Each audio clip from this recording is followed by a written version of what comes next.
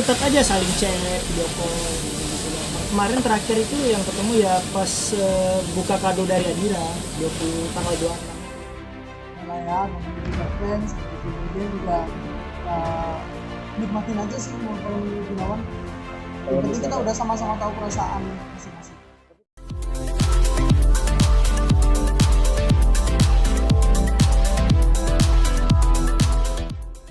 Jangan lupa ya di subscribe dan nyalakan lonceng notifikasinya.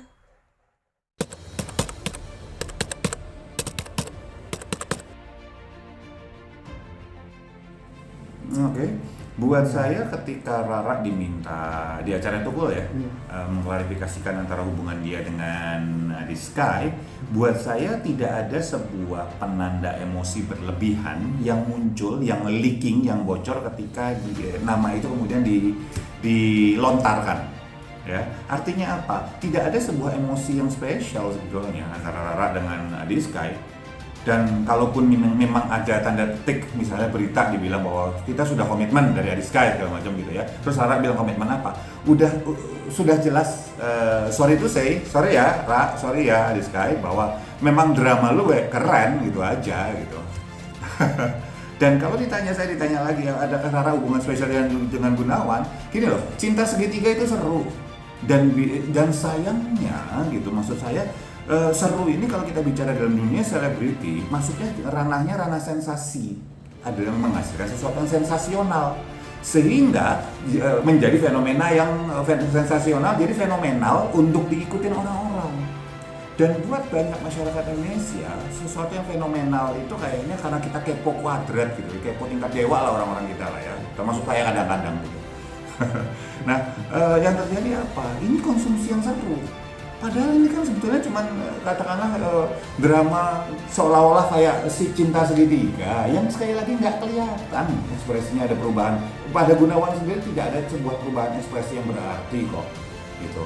Baik ketika berdua dengan Rara, baik ketika Gunawan di interview, di wawancara terpisah.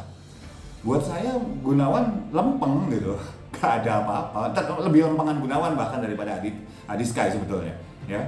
Jadi kalau misalnya dibilang bahwa ada ini lebih suka sama ini, lebih suka ini, itu pertanyaannya adalah hasil gorengan netizen sendiri karena karena hidupnya mungkin butuh drama untuk diseru gitu ya, atau atas kepentingan siapapun di balik mereka, apa produser, apa manajemen segala macam, karena memang harus ada sebuah rating yang naik. Itu aja sih yang saya lihat.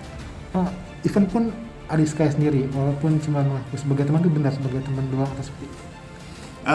Gini, kalau ditanya gimana dengan Ariskanya, tidak ada yang pernah bisa membaca hati manusia. Termasuk orang yang bilang bahwa bisa baca mikro ekspresi, baca bahasa tubuh segala macam, nggak bisa baca hati manusia kecuali ketika mereka saling berinteraksi. Dan ketika mereka saling berinteraksi antara Adi Sky dengan Rara, saya tidak melihat adanya penanda-penanda bahwa mereka dekat. Penanda itu bukan berarti kemudian peluk-peluk gitu ya, pegangan tangan itu bukan penanda. Kita bicara selebritis yang biasa melakukan hal tersebut, gitu, pegangan tangan itu biasa gitu ya.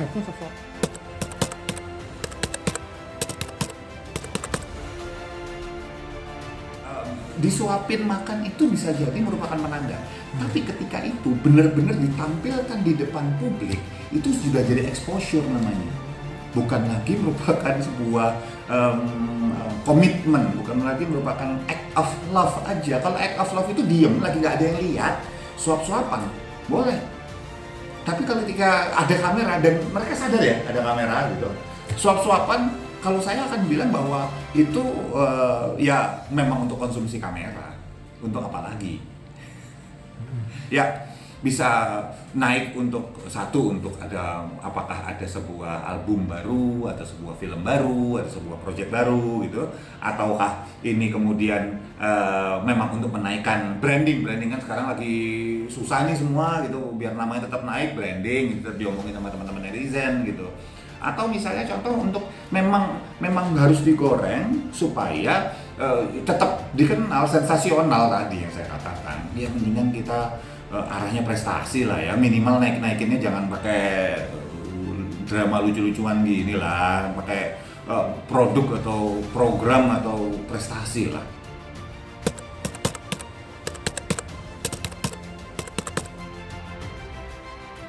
Kalau saya ditanya, apakah ini kalau gimmick dari pihak manajemen, apakah ini kemudian dorongan dari netizen? Buat saya ini sudah kayak ayam dan telur. Yang jelas, ini tidak benar-benar terjadi gitu ya. Jadi gini, bisa jadi netizen ngomong nih, wah ini cocok ya sama ini, oh enggak ini kan biasa ya, dua pihak, dua kubu berseteru gitu, itu menjadi seru gitu. Dua kubu dan kemudian yang ini langsung manajemen melihat, wah bisa digoreng nih, jadi gimmick, bisa. Atau memang sengaja dideket-deketin sehingga kemudian netizen yang kepancing gitu. Terus karena netizen kepancing, ini juga makin kencang, udah jadi kayak ayam dan telur mana aja. Kenapa kok ini bisa digunakan? Kenapa naikin nama, naikin branding pakai sensasi daripada prestasi? Ya karena masyarakat kita terima hal tersebut coba cuek. Ada dekat, so what kalau dia dekat, ya urusan dia gitu. So what kalau ini dekat, urusan dia juga. So what kalau mereka cinta segitiga, biasa di dalam kehidupan kayak hidup lo aja juga kagak pernah gitu. Pernah juga kan gitu. Ya udah, bedanya mereka public figure. Terus ada yang bilang, ya hak kita dong, ya memang haknya, yang bilang bukan siapa, boleh kok gitu. Tapi pertanyaannya adalah, akhirnya banyak artis, banyak selebritis yang kemudian menaikkan ratingnya, menaikkan brandingnya dengan cara sensasi, bukan prestasi. Itu yang kemudian jadi membuat kita jadi nggak banyak belajar gitu loh. Kita nggak melihat sebuah tayangan yang edukatif. Mas ini kan buat hiburan, loh apa salahnya hiburan tapi edukatif? Jangan lupa ya di subscribe dan nyalakan lonceng notifikasinya.